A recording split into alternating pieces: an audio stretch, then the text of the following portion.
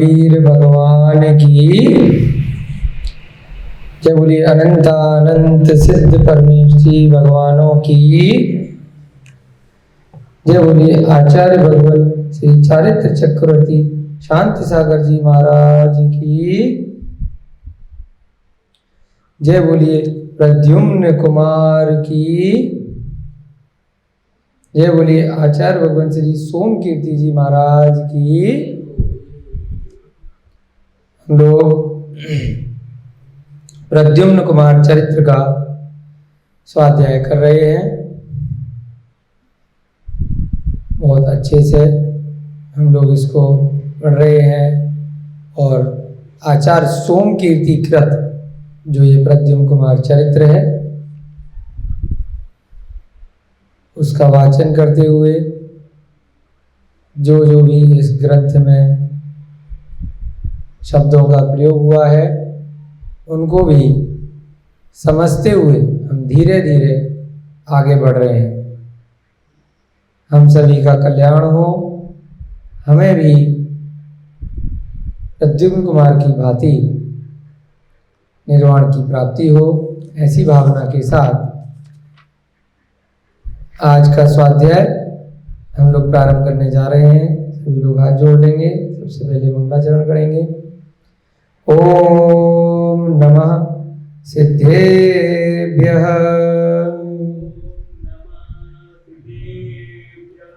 मंगलम भगवान वीरो मंगलम गौतमो गणी मंगलम कुंद कुंदाद्यौ जैन धर्मोस्तु मंगलम सर्वमंगल्य मांगल्यम सर्वकल्याणकारकम प्रधानम सर्वधर्माणं जैनम जयतु शासनम जैनम जयतु शासनम। जय बोलिए भगवान नेमिनाथ की जय। बोलिए महावीर भगवान की।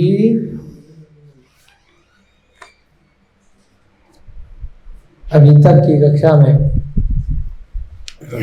पिछले कुछ दिनों में हमने जो पढ़ा उसका थोड़ा सा सारांश आज की कक्षा प्रारंभ करने से पहले रखते हैं। राजा श्रेणिक का नाम आपने याद कर लिया होगा कि भगवान महावीर के समूह शरण में वे पहुँचे हैं विप्लाचल पर्वत पर जो उनकी राजगिरी नगर में है। भगवान का समूह शरण लगा है। इंद्र की आज्ञा से कुबेर ने उसकी रचना की। भगवान ने सबसे पहले दिव्य ध्वनि में कुछ व्रतों के बारे में बताया है कि गृहस्थ जीवन में भी सम्यक दर्शन की प्राप्ति के साथ जीव आगे बढ़ सकता है और मोक्ष पद को प्राप्त करने के लिए अभ्यास कर सकता है। जो जीव निर्ग्रंथ पद की प्राप्ति करना चाहता है उसे 28 मूल गुण का पालन करना है और जो गृहस्थ में रहते हुए नियम संयम से रहना चाहता है वो 12 व्रतों का पालन करता है। उसके बाद राजा श्रेणिक ने भगवान महावीर के समूह शरण में प्रश्न पूछा है कि हम प्रद्युम्न कुमार का चरित्र सुनना चाहते हैं जो नारायण श्री कृष्ण के पुत्र थे। उनके प्रश्न के जवाब में भगवान महावीर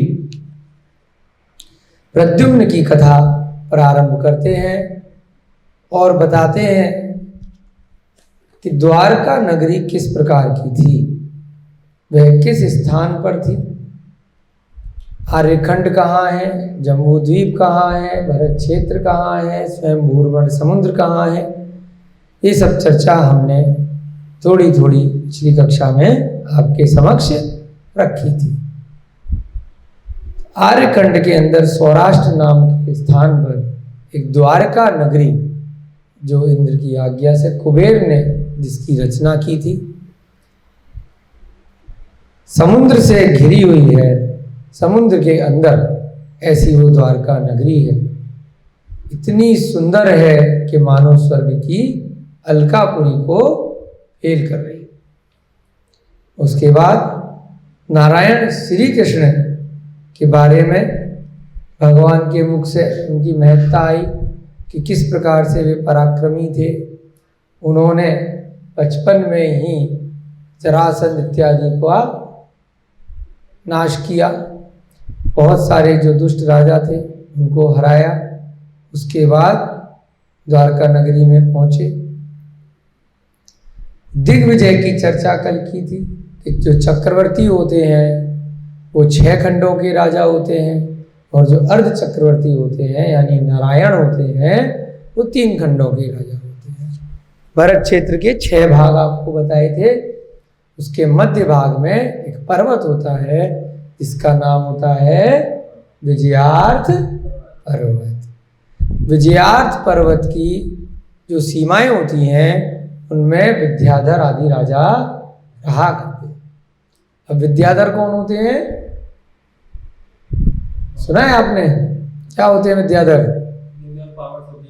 पावर होती है, बहुत सारी पावर होती है। विद्याधर जो होते हैं वे मनुष्य ही होते हैं, है ना, वो देव नहीं होते, बट मनुष्यों से थोड़ी सी ज़्यादा, उन्होंने भैया ने बताया, पावर होती है। पावर को इसमें क्या बोलेंगे ग्रंथ की भाषा में?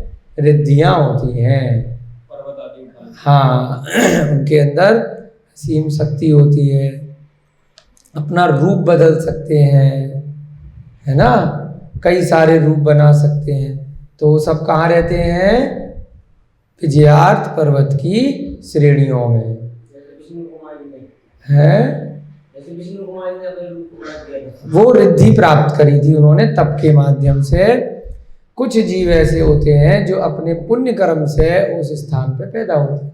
जैसे पुण्य कर्म से आप देव बन गए मान लीजिए, तो वहां पर आपको बचपन से ही कुछ रिद्धियां प्राप्त होंगी, अवधि ज्ञान प्राप्त होगा, अन्य अन्य रिद्धियां प्राप्त होंगी, रूप बना सकते हैं, छोटा बड़ा कर सकते हैं, है ना। ऐसे ही जो विजयार्थ पर्वत पे जन्म से विद्याधर का जन्म होता है उनको प्रारंभ से ही रिद्धियां प्राप्त हो जाती हैं। और जैसे आपने विष्णु कुमार मुनिराज का नाम लिया, तो ऐसे कुछ जीवों को तप के माध्यम से भी रिद्धियां प्राप्त होती हैं, और कुछ जीव अध्ययन के माध्यम से, अभ्यास के माध्यम से वो चीजें मंत्रों इत्यादि की सिद्धि करके सीख भी सकते हैं।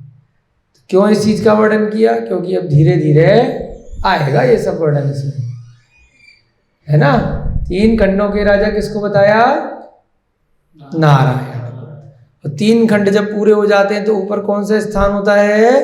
विजयार्थ पर्वत। उसको क्रॉस करके जो चक्रवर्ती होता है तो बाकी के जो 3 खंड रह गए उनको भी जीत लेता है।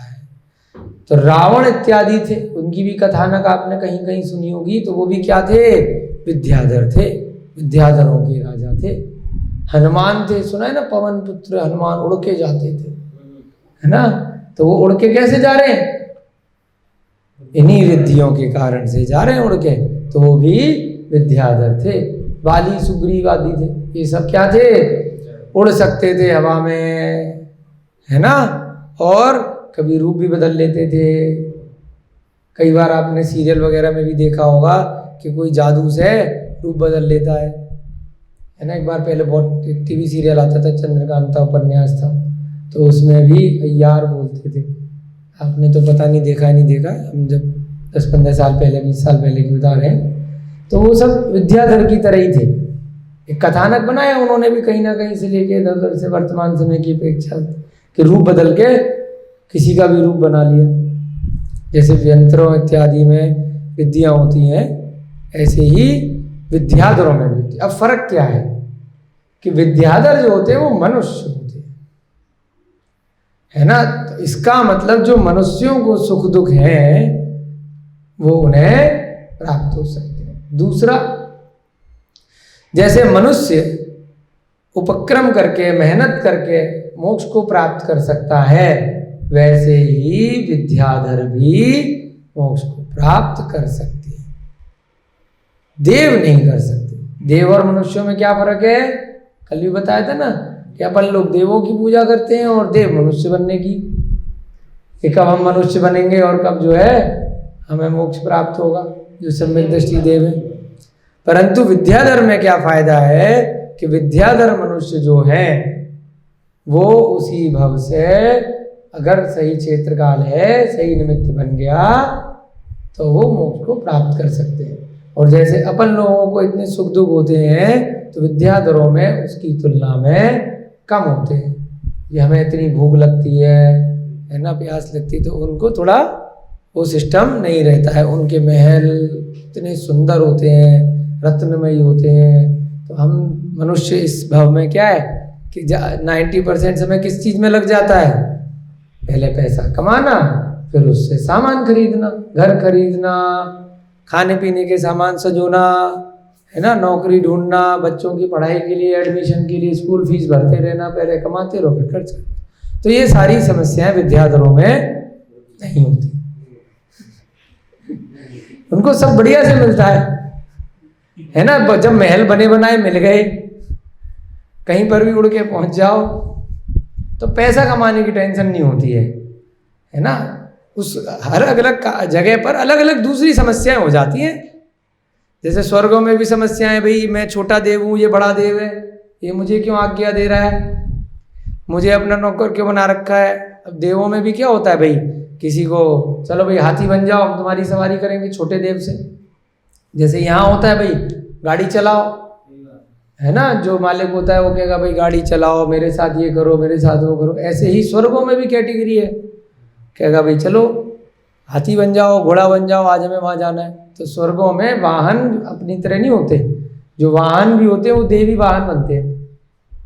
ये सब चर्चाएं भी आएंगी। तो अभी यहाँ पे विद्याधर का इसलिए थोड़ा सा वर्णन कर दिया क्योंकि अब धीरे धीरे पता चलेगा कि प्रद्युम्न कुमार है, वो सब है, तो कहाँ जा रहे हैं, कैसे कर रहे हैं। तो इसलिए श्री कृष्ण नारायण का वर्णन आया कि जब वो दिग्विजय के लिए निकले तो इतना हाथी घोड़े थे, तो ऐसा लग रहा था कि क्या है कि जैसे अन्य भूमि बन गई हो, जब धूल उड़ रही है, इतने सारे घोड़े दिग्विजय के लिए जा रहे हैं। चलिए आगे बढ़ते हैं। कल तक का थोड़ा सारांश बता दिया, उसमें एक नई चीज भी जुड़ गई, थोड़ा थोड़ा कुछ ना कुछ नया नया चर्चा आती रहेगी, जिससे कि आपको नए नए शब्द, बहुत सारे लोग सुनते रहते हैं, पढ़ते रहते हैं, कुछ लोग जो नए हैं तो उनके लिए कुछ ना कुछ अध्ययन होते रहना चाहिए। सत्यभामा उनकी पटरानी थी। सत्यभामा का नाम सुना है? राधा का नाम सुना होगा, राधे राधे। राधा का पहले भी कई बार चर्चा करी है कि किसी भी पुराण ग्रंथों में, चाहे अन्य मतियों के हों या जिनमत के हों, कहीं पर भी कोई भी नाम नहीं है। राधा का जो पात्र है, ऐसा हमें लगता है, हो सकता है हम गलत भी हो सकते हैं, हमें कोई अवधि ज्ञान, निमित्त ज्ञान, कोई ऐसे ज्ञान तो नहीं है। ग्रंथों के आधार से, जिन ग्रंथों का वर्णन अब तक हमारे स्वाध्याय में आया है और कई लोगों से सुना भी है, विद्वानों से, तो राधा का चरित्र का वर्णन कहीं पर भी पौराणिक प्रमाण ग्रंथों में नहीं है। हो सकता है कालांतर में बना दिया गया हो या कोई और नाम रहा हो। सत्यभामा का नाम आया है। श्री कृष्ण की जो रानी थी सत्यभामा थी, है ना, उनसे उनका विवाह हुआ था।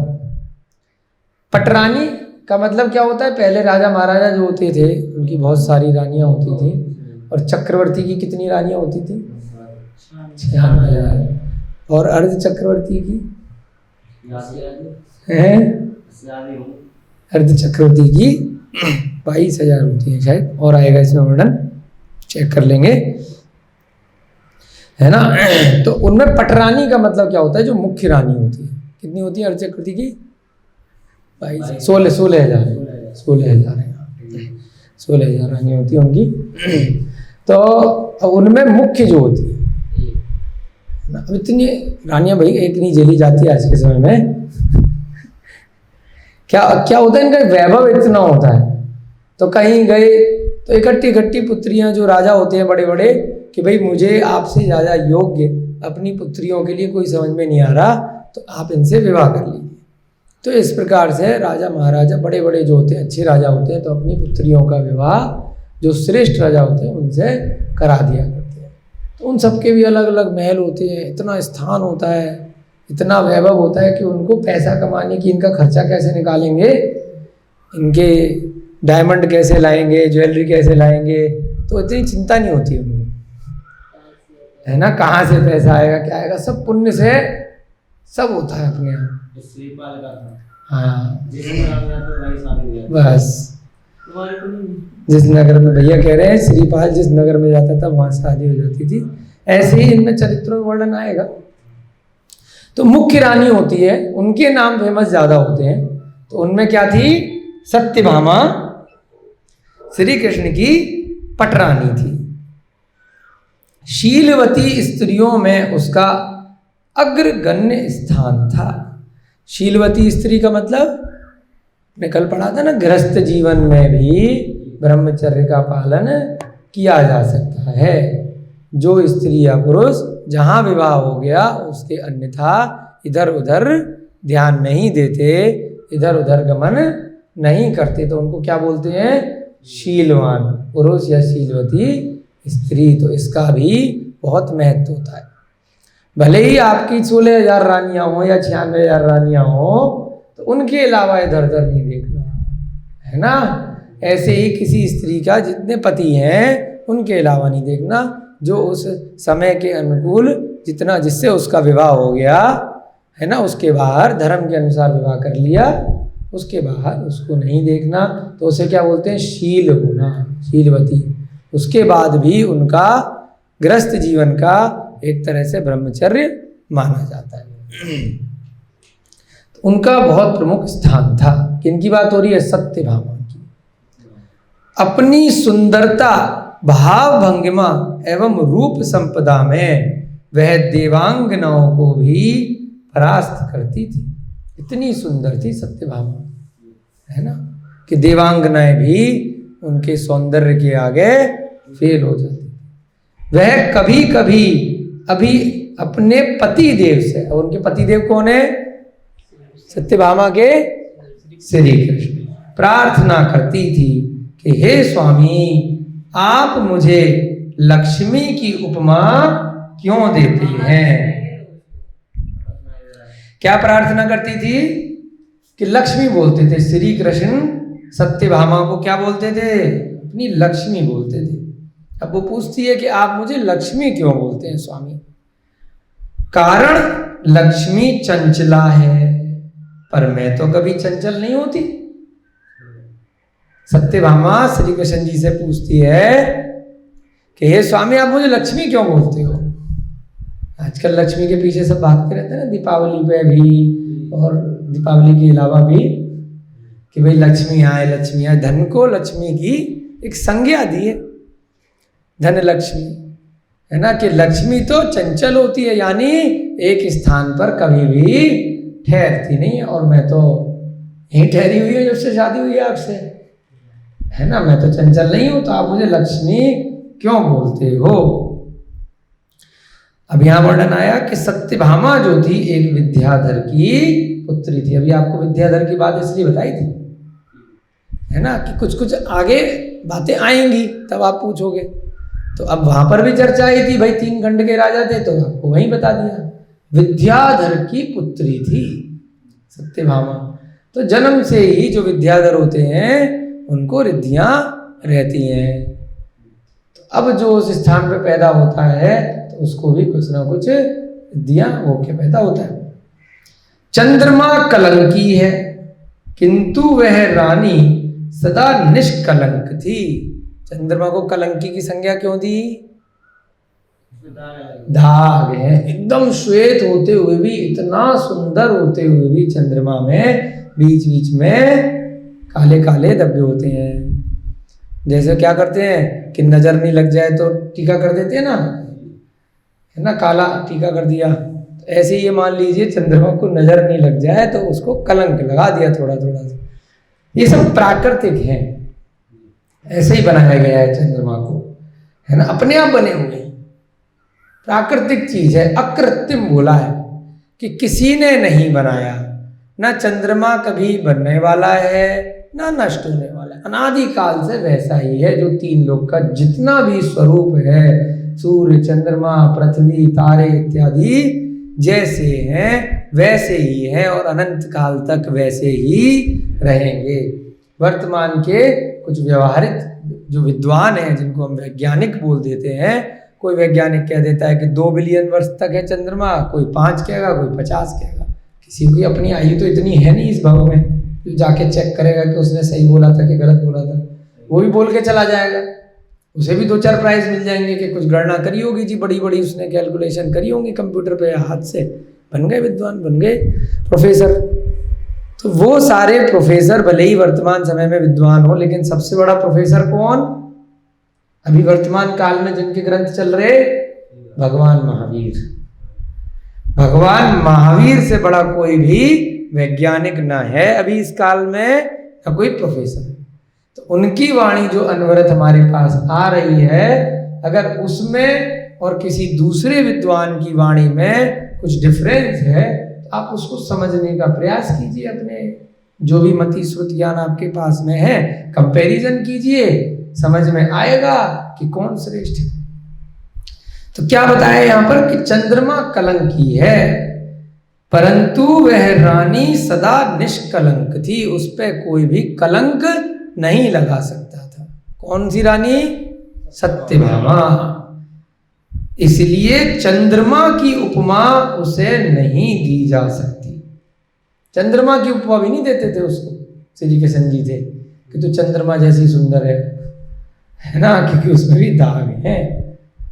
उसने अपनी वेणी से मयूर को ललाट द्वारा, अष्टमी के चंद्रमा को नासिका द्वारा, तोते की चोंच को एवं नेत्र द्वारा हरड़ियों को भी लज्जित कर दिया था। ये सारा ना श्रृंगार रस होता है ना। ये सब प्रथमान योग के ग्रंथों में थोड़ा थोड़ा बताया जाता है।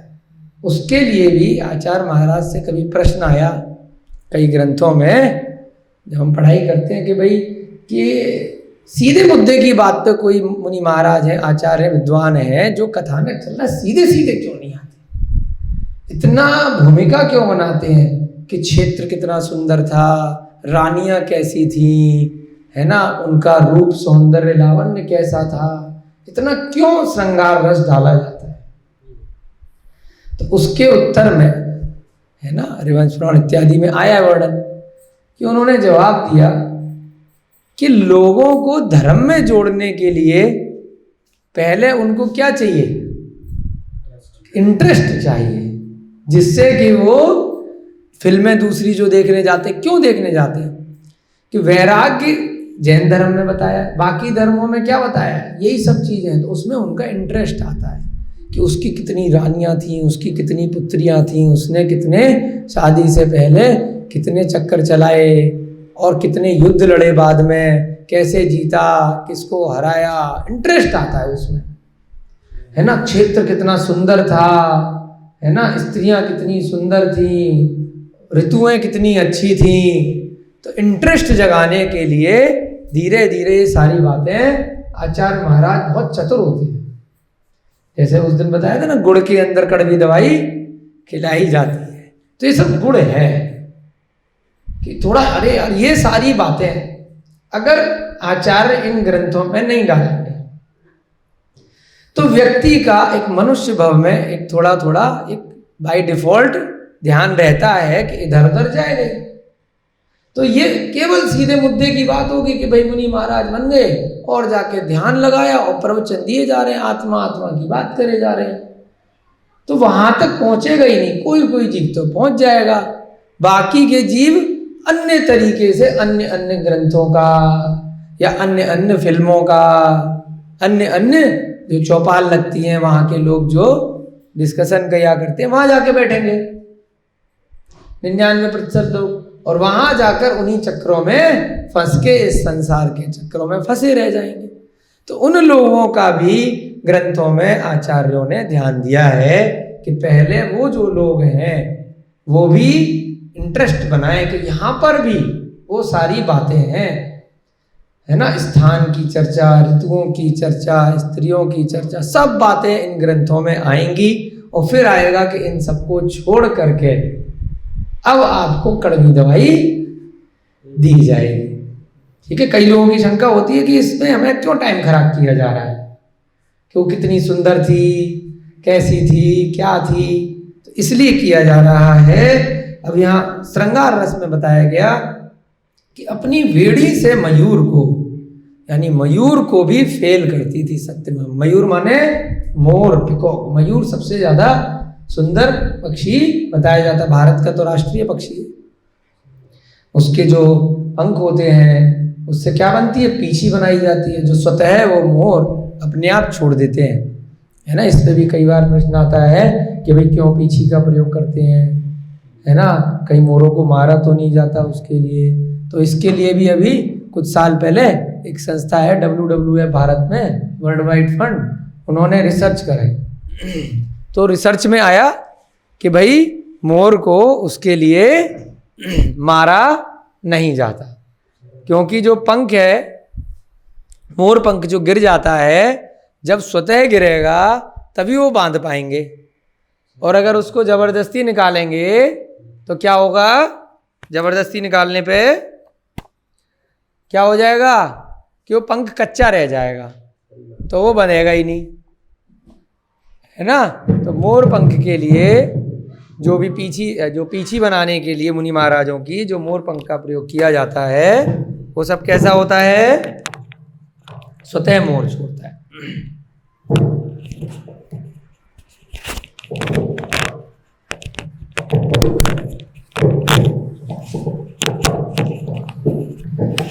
तो यहाँ पे मोर की चर्चा थोड़ी सी करी है कि जो सत्यभामा है वो मोर की सुंदरता को भी फेल करती है।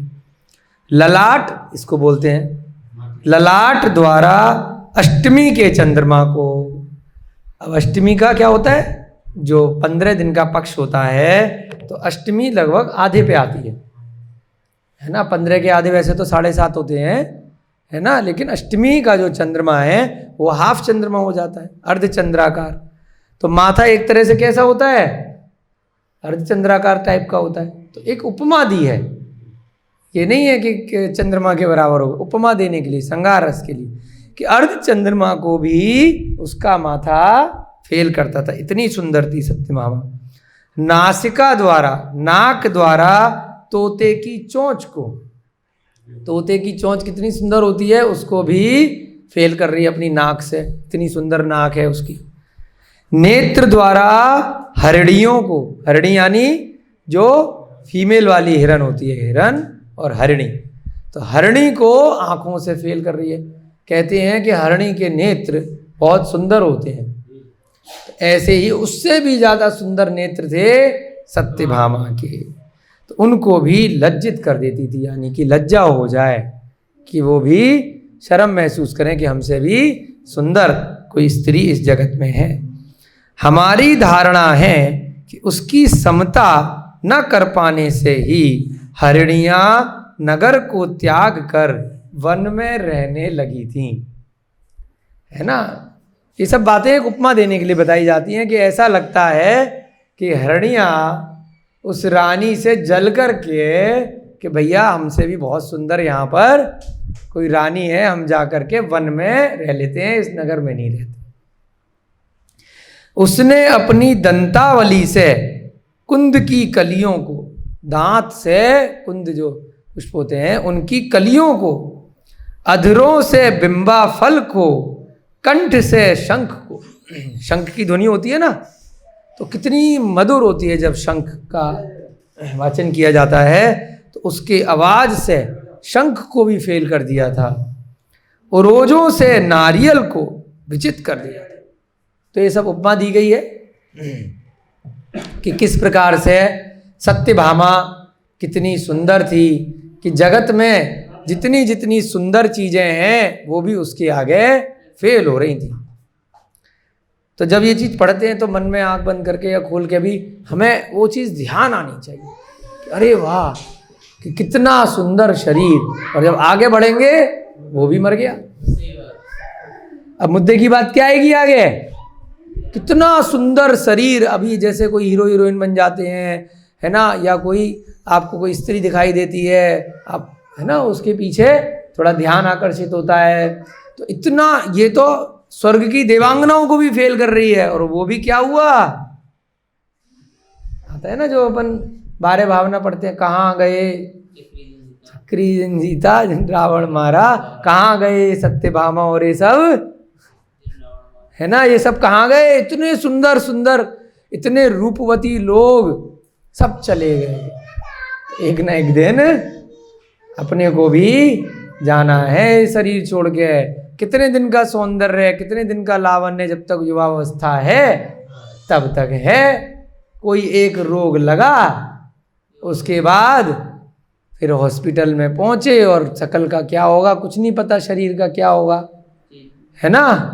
तो ये सब बातें इसलिए बताई जाती हैं कि जब तक है विवाह हुआ तब तक कितने सुंदर हैं, कि स्वर्ग की देवांगनाएं भी फेल हैं, और जितने जितने पशुओं से इनको कंपैरिजन किया गया है कि वो सब फेल हैं। उसने अपनी दंतावली से, कुंद की कलियों से, अंध्रों से बिंबा फल को, और कंठ से शंख को, रोजों से नारियल को विचित कर दिया था। वह मालती की माला सी कोमल, मालती की माला होती है, इतनी कोमल होती है, इतनी कोमल थी, शुभ लक्षणों से युक्त तथा सुंदर प्रतीत होती थी। बहुत सुंदर थी सत्यभामा।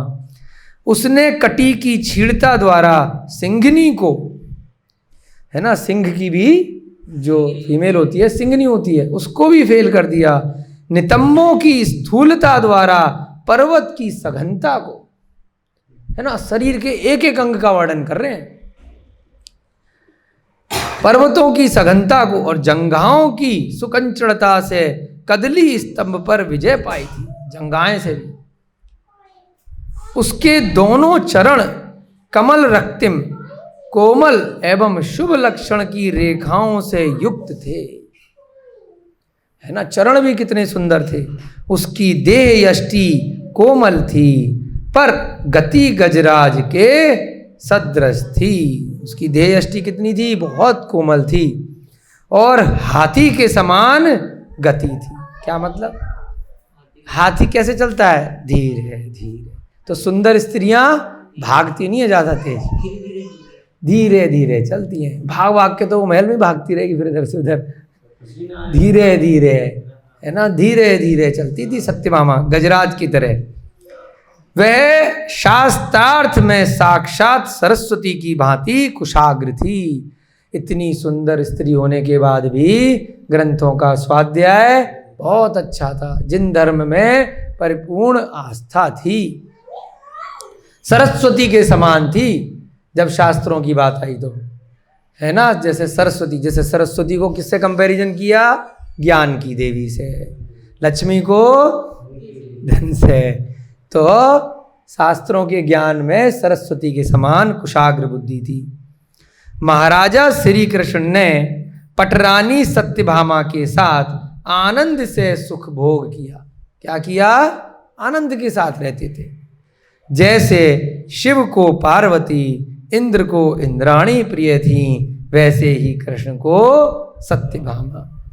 अब ये शिव पार्वती का उल्लेख क्यों किया, क्योंकि उस काल में अन्य मतियों के ग्रंथ भी प्रचलित थे। तो ये प्रारंभ से यहाँ पे राजा श्रेणिक ने बात इसलिए रखी है ना, जब भगवान महावीर का समूसरण आया उससे पहले कि जितनी भी पूर्व भवों की, जिन भी महापुरुषों की कथाएं थीं, तो वो किसी न किसी दूसरे विद्वानों के द्वारा कहीं ना कहीं थोड़ी बहुत बातें चेंज करके रचना उनकी की गई हैं। उन कथानकों में जैसे शुरू से बता रहे हैं, वैराग्य वाली और सारी बातें थोड़ी सी हटा करके कुछ पात्रों के नाम डाले गए हैं, कुछ वही पात्र हैं, कुछ चेंज किए गए। तो जैसे शिव को पार्वती बहुत प्रिय है और वैसे ही इंद्र को अपनी इंद्राणी भी प्रिय है स्वर्गों में, वैसे ही श्री कृष्ण जी को सत्यभामा प्रिय थी। यहाँ पे कोई राधा वाधा नहीं थी, जो भी ग्रंथों के आधार से अगर देखेंगे तो। महाराज श्री कृष्ण जिन धर्म में सदैव लीन रहते थे, हमेशा जिन धर्म में आस्था रखते थे। वे इंद्र की भांति जिनेंद्र की पूजा करते थे। जिनेंद्र कौन? जिन्होंने अपनी इंद्रियों को, जिन प्लस इंद्र, जिन्होंने अपनी इंद्रियों को जीत लिया हो। यानी कि मंदिरों में जो प्रतिमा इत्यादि हैं ये भी जिनेंद्र भगवान की हैं, इनको भी पूजते थे। और इनकी बताई हुई जो बातें हैं, जो इन्होंने बताया है जिनेंद्र भगवान ने, उसको भी मनन चिंतन करते थे। सुपात्रों को दान देना उनका दैनिक कृत्य था। पात्र कौन होते हैं? ये सब शब्द धीरे धीरे आएंगे तो आपके मन में फिट होते रहने चाहिए। 2 प्रकार के पात्र होते हैं, है ना, एक सुपात्र और एक कुपात्र। एक दाता होता है देने वाला, एक पात्र होता है लेने वाला। जैसे पात्र हम बोलते हैं ना खाने के बर्तनों को, पत्तल को, डोने को, कि पात्र में, है ना, भिक्षा पात्र है या बर्तन का पात्र है। ये तो हो गया उद्गल वस्तुओं से। एक व्यक्ति अगर पात्र है तो उसका क्या मतलब हुआ? कि लेने वाला, है ना। सुपात्र कौन सा हुआ? सुपात्र यानी कि जिसके गुण अच्छे हैं। सु माने एक सुर होता है, एक असुर होता है ना। अच्छे गुणों वाला पात्र, सर्वश्रेष्ठ गुण जिसके हैं, है ना। सर्वश्रेष्ठ गुण में लेने वाला कौन हुआ? सुपात्र। निर्ग्रंथ मुनि महाराज, जिनको कोई चिंता नहीं है कि आपने दिया तो ठीक, नहीं दिया तो ठीक, है ना, परंतु अपनी आराधना करनी है, अपना धर्म ध्यान करना है, मोक्ष पद पे आगे बढ़ना है, शरीर को कुछ समय तक चलाना है। तो उसलिए जो 28 मूल गुण के अंतर्गत जिस प्रकार से जैसी विधि बताई है उस प्रकार से आहार ग्रहण करते हैं, है ना। जो निर्ग्रंथ मुनि होते हैं इस काल की अपेक्षा से, जो हुंडा सरपणी काल चल रहा है, तो इसमें आदिनाथ भगवान ने जो पहले तीर्थंकर थे उन्होंने मार्ग बताया था कि किस प्रकार से आहार लिया जाता है। अभी कुछ दिन पहले हमने अक्षय तृतीया का पर्व बनाया था ना, राजा श्रेयांश की चर्चा हुई थी, या गुरुकुल के बच्चों ने नाटक भी दिखाया था। तो सुपात्र को किस प्रकार से आहार ग्रहण करना है। अब आप जो दाता हुआ, जो दानवीर हुआ, तो उसकी भी बड़ी महत्ता होती है कि वो किसको दान दे रहा है। अब मान लीजिए किसी ऐसे जीव को, आपके पास बहुत पैसा है, आपने दान देने की सोची, आपने दान दे दिया ऐसे जीव को। आपके पास बहुत पैसा था, आपने 500 रुपये निकाले, 100 रुपये निकाले, देखा कि भाई साहब हमारे राम कुमार जी बैठे हैं, है ना, तो इनको 100 रुपये पकड़ा दिए। अब इन्होंने बाहर जाके क्या किया? उसकी शराब पी ली, है। तो आपके दान का क्या आपको फल मिला? है, वो तो क्या हो गया? आपका जो दान था वो उल्टे बेकार हो गया। तो उनको भी पाप पड़ा और आपको भी पड़ा। आपने किसी ऐसे जीव को दान में समझ के दे दिया, उसने जा कर के मुर्गा मार के खा लिया, पक्षी मार के खा लिया, किसी और बड़े जीव को बकरा खा लिया, कुछ और खा लिया। जब आपको पता है कि ये व्यक्ति का ये शौक है और पैसा मिलते ही वो ये काम करेगा, तो ऐसे जीव को अगर दान दिया तो वो कुपात्र है ना। तो ये फर्क है सुपात्र में और कुपात्र में। और दूसरी चीज, चलिए कोई बात नहीं, अगर कोई कुपात्र है, भूखा है, गरीब है, आपके पास धन है, तो आपको उस पर दया आ रही है, तो आप क्या करें? आप उसको अच्छा शुद्ध भोजन कराएं, जैसे उसके मन में, विचारों में विकृतियां नहीं आए, तामसिक भावना नहीं आए, समता भाव आए, है ना। ऐसे विचार उसके अच्छे आए तो उसको अच्छा सात्विक भोजन, शुद्ध भोजन कराएं, तो उसमें आपको दोष भी नहीं लगा और आपका काम भी हो गया। आपको उत्तम त्याग नहीं मिला, लेकिन मध्यम जघन्य त्याग आपका दान कहलाया, कि आपने कम से कम गरीबों में या गरीब से ऊपर वाले में या आपके कोई अतिथि घर में परिवार के लोग आए, कोई भी आए, उनको अगर आपने कुछ भी भोजन कराना हुआ तो कैसा भोजन कराएं? शुद्ध भोजन कराएं। अगर आपने शुद्ध भोजन नहीं कराया तो आपको खराब भोजन का दोष लग जाएगा, हिंसा का फिर से दोष लगेगा, है ना। रुपया पैसा कभी भी आप किसी भी ऐसे व्यक्ति को दान में न दें जिसको आप नहीं जानते हो कि वो उस पैसे का क्या करेगा, कि उस पैसे से वो ड्रग्स खरीदेगा, इंजेक्शन लगाएगा, शराब पिएगा, मांस खरीदेगा। जिसको आप जानते हो कि ये बहुत अच्छा आदमी है, ये इस पैसे से क्या करेगा, कोई ग्रंथ लेगा, ग्रंथ को पढ़ेगा, स्वाध्याय करेगा, कहीं मंदिर में लगाएगा, कहीं सत्पात्रों को उस पैसे से दान देगा। तो यहाँ क्यों आया? ये श्री कृष्ण बहुत देख करके दान देते थे, सुपात्रों को दान देते थे। तो उनको भी 4 प्रकार के दान, अपनी संस्था चलती है ना यहाँ, इसीलिए इतनी व्याख्या कर रहे हैं। क्या नाम है संस्था का?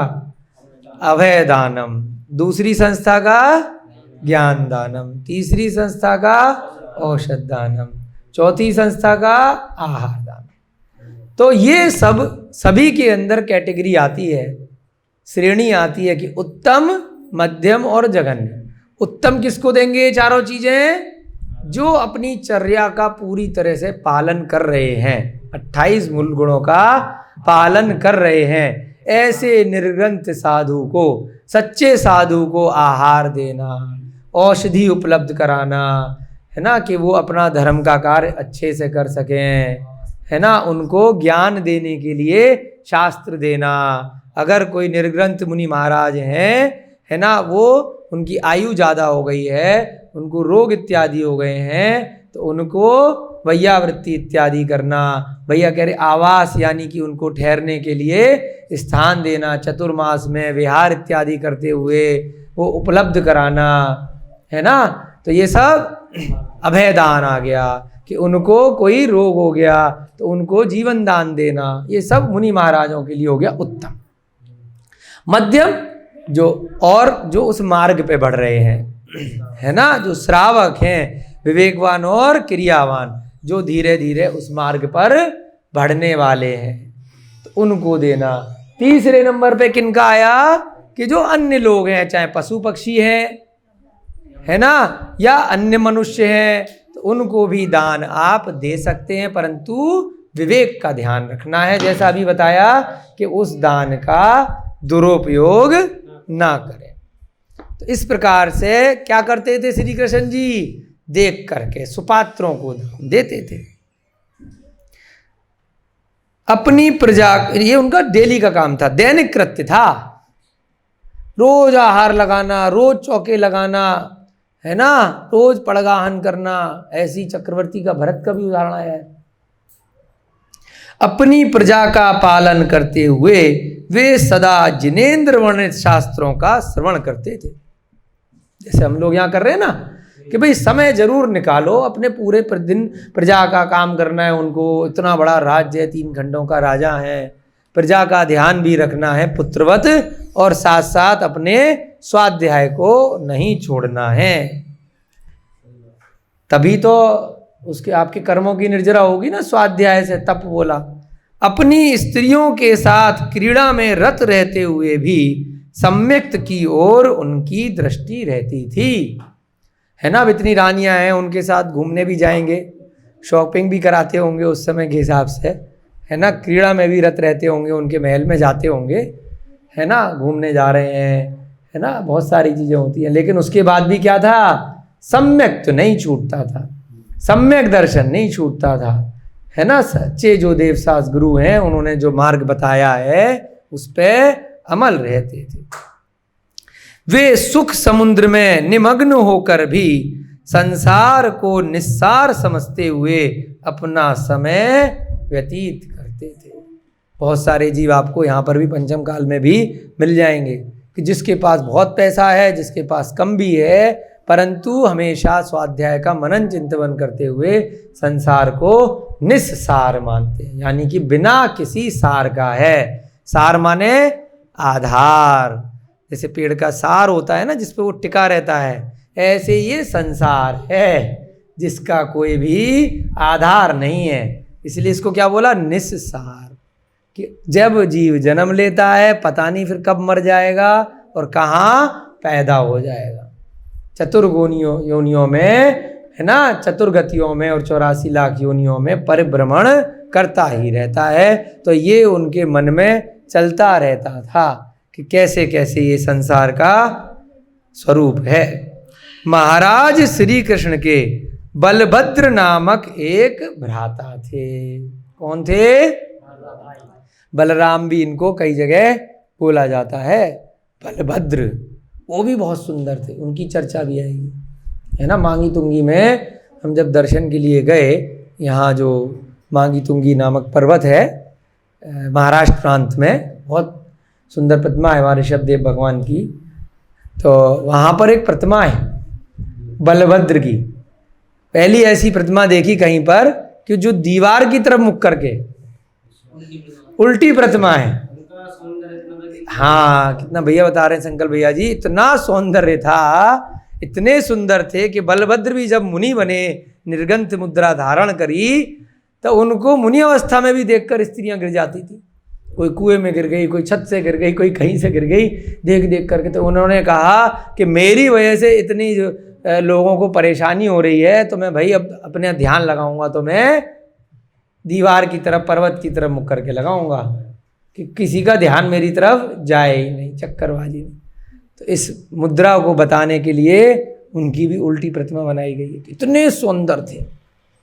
तो बलभद्र नाम के श्री कृष्ण जी के भाई थे, जो अपनी वीरता के लिए विश्व में प्रसिद्ध थे। जैसे श्री कृष्ण प्रसिद्ध थे, ऐसे ही बलभद्र भी प्रसिद्ध थे, बहुत शूरवीर थे।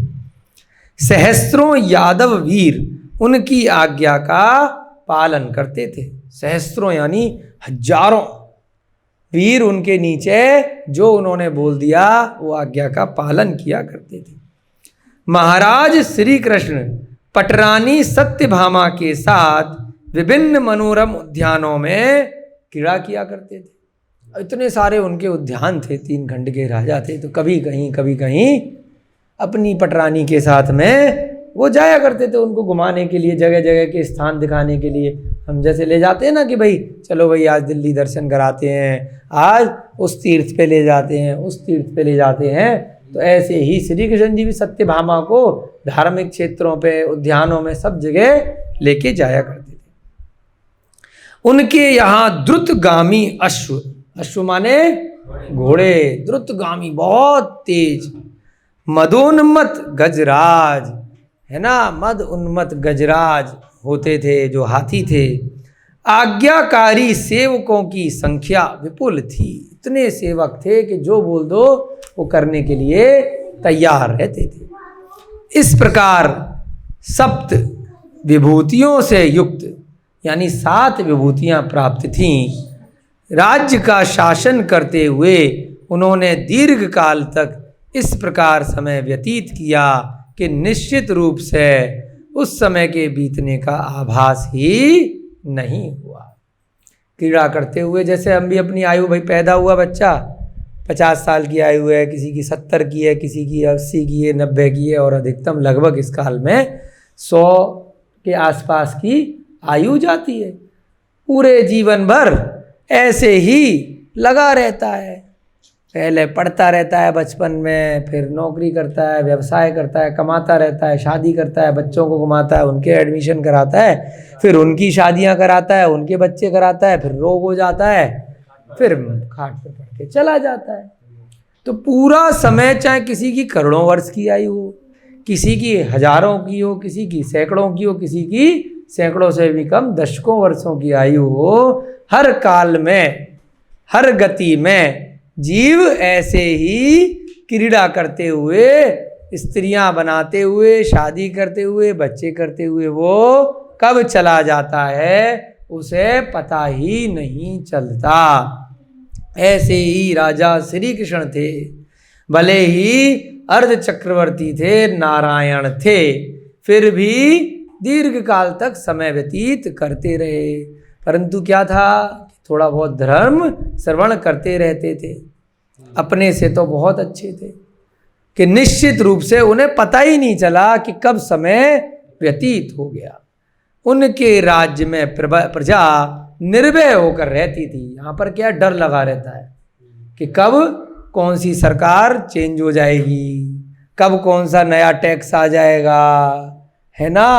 बड़ा डर होता है जब इलेक्शन होता है ना हर 5 साल में।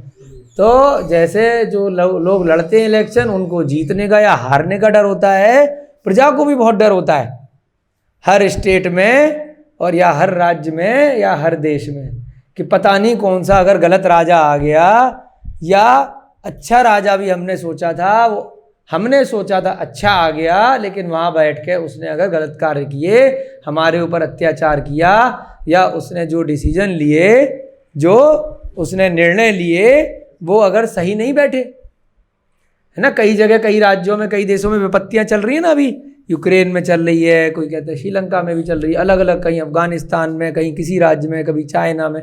तो ये प्रजा को भी डर लगा रहता है कि पता नहीं राजा अगर गलत आ गया तो हमारे ऊपर क्या अत्याचार करेगा।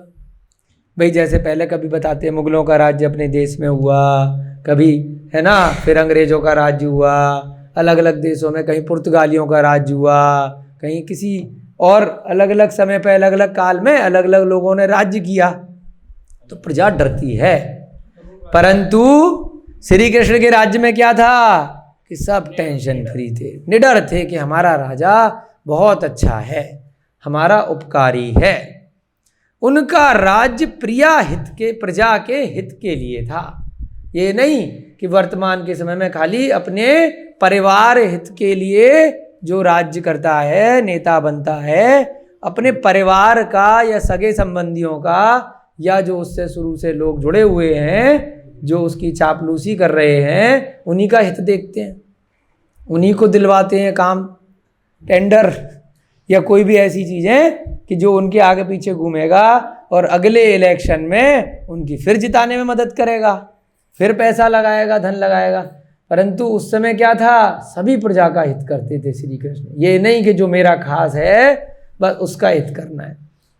यद्यपि महाराज श्री कृष्ण ने अपनी कुल भूमि मथुरा का परित्याग कर, पैदा कहाँ हुए थे, मथुरा में, परंतु कुछ कारण ऐसा रहा था कि भाई छोटे थे जब जरासंध का से या कंस से बैर हो गया था, है ना, तो इसलिए वहाँ से समय सही देखते हुए, बड़े जनों का आज्ञा मानते हुए वहाँ से उस समय निकल गए थे कि भाई अभी समय नहीं आया है इनसे युद्ध लड़ने का और यहाँ पे चीज़ें ठीक करने का। तो क्या किया, विदेश में चले गए। विदेश क्या बोला, द्वारिका, है ना, दूसरे देश हो गया ना। अब तो जैसे भारत देश है तो पहले सारे छोटे छोटे अलग अलग देश ही बोले जाते थे। हालांकि श्री कृष्ण ने अपनी कुल भूमि का, मथुरा का परित्याग कर दिया था और विदेश यानी द्वारका गिरी में जाकर के, द्वारकापुरी में जाकर राज्य लक्ष्मी का उपभोग किया था। फिर भी अपने धन धान्य की ऐसी वृद्धि की जैसे चंद्रमा समुद्र को बढ़ा देता है। दोबारा सुनिए ये लाइन, जैसे चंद्रमा समुद्र को बढ़ा देता है। अब समुद्र को चंद्रमा कैसे बढ़ाता है भाई, है कैसे बढ़ाता है, परछाई से। बताइए चंद्रमा समुद्र को कैसे बढ़ाता है, नहीं भाई हम पूछ रहे हैं, भैया ने बोला चंद्रमा समुद्र को बढ़ा। एक एक शब्द में अलग अलग ग्रंथों का कहीं ना कहीं से सार आ जाता है ना। तत्वार सूत्र में भी थोड़ी थोड़ी चर्चा 3 लोक के विषय की करी है, तिलोय प्रणति आदि ग्रंथ में भी करी है। तो चंद्रमा जब शुक्ल पक्ष में आता है तो धीरे धीरे चंद्रमा जब प्रथमा तिथि से लेकर 15वीं तक जाता है, पूर्णिमा तक, तो जैसे जैसे चंद्रमा बढ़ता जाता है वैसे वैसे समुद्र का जल बढ़ता जाता है। ये भी बड़ा वैज्ञानिक विषय है। आपको बोला था ना कि जैन धर्म के अनुसार जो बातें बताई गई हैं और वैज्ञानिकों ने जो बताई हैं उनको धीरे धीरे कंपैरिजन करना, तो उनके पास भी, वर्तमान के जो विद्वान वैज्ञानिक हैं उनके पास भी इस बात का जवाब नहीं होता है कि ज्वार भाटा क्यों आते हैं, है ना। और ये अचानक से पूर्णिमा वाले दिन, शुक्ल पक्ष वाले दिन जो लोग समुद्र के किनारे लोग रहते हैं, तो भाई वो 50 फुट पानी कैसे बढ़ जाता है कि पानी पहले तो इतना था अब वहां तक आ गया। तो ये क्या कारण हो गया, ऊपर तक आ गया। जो लोग बंबई में रहते हैं, गोवा में रहते हैं, अंडमान में रहते हैं, या हमारे देश में या विदेशों में भी अलग अलग जो बीच के पास में जो शहर बने हुए हैं, तो भाई कैसे बढ़ गया पानी। तो एक उपमा दी है, जैसे जैसे चंद्रमा बढ़ रहा है वैसे वैसे समुद्रों के अंदर पाताल होते हैं। क्या होते हैं, एक नरक होता है और एक पाताल होता है। तो पाताल और नरकों में फर्क होता है। पाताल के भी नीचे जाकर के नरक हैं। तो लाखों योजन के पाताल होते हैं समुद्रों में। और कौन से समुद्र में होते हैं, जम्मू द्वीप के बाहर कौन सा समुद्र है, लवण समुद्र। तो लवण समुद्र में पाताल होते हैं, बहुत बड़े बड़े गड्ढे होते हैं जिनमें पानी भरा रहता है। जैसे जैसे चंद्रमा शुक्ल पक्ष की ओर जाता है वैसे वैसे वो नीचे से जल जो होता है धीरे धीरे ऊपर आता है, और ऊपर आता है तो ऊपर की सतह पे बढ़ जाता है। तो सतह पे बढ़ेगा तो कहीं तो जाएगा ही, वो कोने पे जाता है। तो जैसे जैसे चंद्रमा बढ़ता है वैसे वैसे समुद्र भी बढ़ता है, और जैसे जैसे फिर वो कृष्ण पक्ष में चंद्रमा कम होता जाता है वैसे वैसे समुद्र भी फिर से कम हो जाता है 15-15 दिन। तो इसलिए ये वाली उपमा यहाँ पर दी गई है कि ऐसे ही वहाँ पर भी उन्होंने शुक्ल पक्ष के चंद्रमा की तरह से क्या किया, श्री कृष्ण ने द्वारका में जाके अपना धन वैभव बढ़ा लिया। भाई वो तो जीव पुण्यशाली है, जहाँ चला जाएगा। कोई कहता है कि भाई वो इतना धन धान्य वाला, इतना वैभव वाला है, आज इसका पैसा छीन लिया जाए तो गरीब हो जाएगा। किसी का पुण्य है, कितना भी छीन लो, कितना भी लूट लो, फिर आ जाएगा, फिर कमा लेगा। और गरीब व्यक्ति किसी का कितना भी लूट ले, कोई चोर है वो वही रहेगा, है ना। दिल्ली शहर में हमने बहुत सारी बात सुना है, टीवी पे देखा है, इधर उधर गाड़ी चोरी करी, 100 गाड़ी चोरी कर ली, इतनी बड़ी बड़ी, लेकिन बेचारा फिर वही सड़क पे पड़ा है, है ना। लाखों की करोड़ों की 100 गाड़ियाँ चोरी करने के बाद भी फिर वहीं की वहीं है। तो उसका पुण्य नहीं है ना। कितना भी कोई गलत कार्य से कितना भी कर ले, है ना। बहुत लोग कहते हैं कि भाई सरकार को समता भाव लाना चाहिए कि अमीरों से पैसे लेके गरीबों में बांट देने चाहिए, सब बराबर हो जाने चाहिए, फिर वही हो जाएगा। अमीर से कितना भी ले लो, उसका पुण्य, फिर वो अमीर बन जाएगा। गरीब है, उसको आप कितना भी बांट दो, वो फिर वही रहेगा। उसको आदत खराब पड़ी हुई है, वो कार्य नहीं करेगा, है ना, वो फिर वही खाली बैठा रहेगा। तो जब तक आप कार्य नहीं करेंगे, अच्छे कार्य नहीं करेंगे, अच्छा स्वाध्याय नहीं करेंगे, कर्मों की निर्जरा नहीं करेंगे, तो पुण्य कहाँ से आएगा। पुण्य फला अरिहंता, क्या सूत्र आया, पुण्य के फल से अरिहंत बन जाते हो। तो धन्य धान्य वैभव स्त्री महल क्या चीज है, जब पुण्य के फल से भगवान तक बन सकते हो। तो क्या बोला इसके प्रारंभ में कि ये जो स्वाध्याय कर रहे हैं इससे पुण्य मिलेगा, और पुण्य से क्या मिलेगा, अरिहंत का पद मिलेगा, सिद्ध का पद मिलेगा। तो इसलिए पुण्यशाली जीव सब कुछ खत्म करके भी कहीं भी पहुंच जाए तो वो घबराता नहीं है कि मेरा लुट गया, बर्बाद हो गया, हाय सर पीटू, मेरा ये हो गया। वो अगले दिन फिर खड़ा हो जाता है, फिर वहीं का वहीं आ जाता है, और उससे ज़्यादा आ जाता है अपने पिछले अनुभव से सीख करके, और सावधान हो जाता है। तो ऐसे ही यहाँ पर श्री कृष्ण के बारे में बताया कि मथुरा नगरी छोड़ करके जीरो हो गए, और फिर जब द्वारका पहुंचे तो फिर हीरो बन गए, है ना, क्योंकि पुण्य था। वस्तुतः इस संसार में पूर्व भव के पुण्य से सब कुछ होना संभव है। यही वाक्य लिखा है यहाँ पर भी जो बता रहे हैं कि पूर्व भव का पुण्य था। कोई प्रधानमंत्री के यहाँ पैदा हो गया या कोई है ना सिद्धार्थ के यहाँ महावीर पैदा हो गया तो पुण्य से पैदा हुआ है ना, उस जन्म में कार्य नहीं करे जो वहाँ जाके तीर्थंकर बन गया। तो ऐसे ही इन स्वाध्याय का हमें फल मिले, हम अपने पुण्य में राजा श्री कृष्ण की तरह या भगवान महावीर की तरह ऐसी ही वृद्धि करते रहें, और हमारे पास अगर कुछ नहीं है तो हम उसका शोक ना मनाएं, हम अपने बस पुण्य को बढ़ाएं। ऐसी भावना के साथ हम लोग यहाँ स्वाध्याय कर रहे हैं। आज की कक्षा का आपका समय हो गया है, कल आगे बढ़ेंगे। अपन लोग 2 अध्याय यहाँ पर पूर्ण हो चुके हैं, है ना, आराम आराम से कर रहे हैं, ठीक है ना। हाँ, लेकिन उसके निदान पाल के नहीं करना कि हम इसलिए पढ़ें कि हमें धन वैभव चाहिए, हमें 16,000 या 22,000 या 50,000 या 96,000 रानियाँ चाहिए। इस उद्देश्य से अगर आप पढ़ेंगे तो वहीं फिर गड़बड़ हो जाएगी। तो ध्यान रखना है अपने को, ठीक है ना। जय बोलिए भगवान महावीर स्वामी की, जय बोलिए आदिनाथ भगवान की, जय बोलिए प्रद्युम्न कुमार की, जय बोलिए आचार्य सोम कीर्ति जी महाराज की, जय बोलिए आचार्य भगवान चारित्र चक्रवर्ती श्री शांति सागर जी महाराज की। सभी को जय दू जड़ंदो, जय जिनेन्द्र।